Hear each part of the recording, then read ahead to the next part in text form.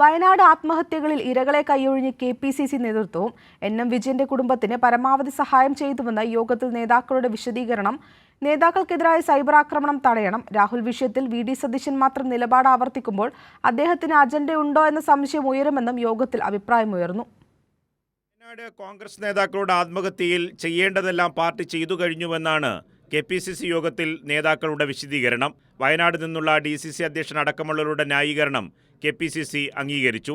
രാഹുൽ മാങ്കൂട്ടത്തിലിന് എതിരായ നടപടിയുടെ പേരിൽ നേതാക്കൾക്കെതിരെ നടത്തുന്ന സൈബർ ആക്രമണത്തിലും യോഗത്തിൽ കടുത്ത വിമർശനമുയർന്നു.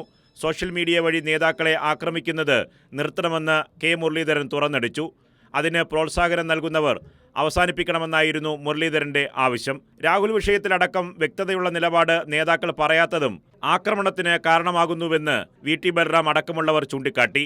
വർക്കിംഗ് പ്രസിഡന്റുമാർ അടക്കം രാഹുലിനെതിരെ പറയാതിരിക്കുകയും പ്രതിപക്ഷ നേതാവ് മാത്രം പറയുകയും ചെയ്യുമ്പോൾ അജണ്ടയുണ്ടെന്ന സംശയം ഉണ്ടാകാം. ഇതും സൈബർ ആക്രമണത്തിന് വഴിവെക്കുന്നതായി നേതാക്കൾ ചൂണ്ടിക്കാട്ടി.